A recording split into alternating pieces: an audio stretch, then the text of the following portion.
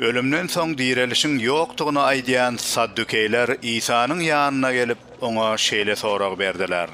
Mugallim, Musa bize bir adamyň dogany perzensiz ölüp, izyny aýaly galsa, dogany onuň aýalyny alyp, ölen doganynyň neslini dowam ettirmelidir diýip ýazypdyr.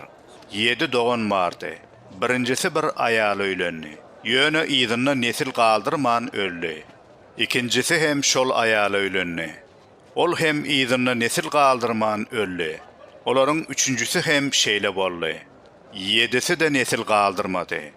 Olardan soň aýal hem öldü.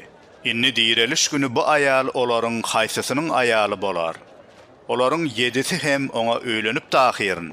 İsa olara şeýle jogap berdi. Siz ne mukaddes ýazgylary, ne de Hudaýyň gudratyny bilýärsiňiz. Ýalňyşyňyzyň sebäbi hem şunna dälmi?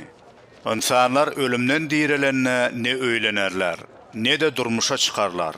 Olar göklerdäki perişteler ýaly bolarlar. Ölüleriň dirilişi babatda bolsa, Musanyň kitabyny ýanyp duran çaly hakynda okamadyňyzmy? Hudaý Musa, men Ibrahimyň, Ishagyň we Yakubyň Hudaýdyryn diýdi. Ol ölüleriň däl de, dirileriň Hudaýdyr. Siz gaty ýalňyşýarsyňyz.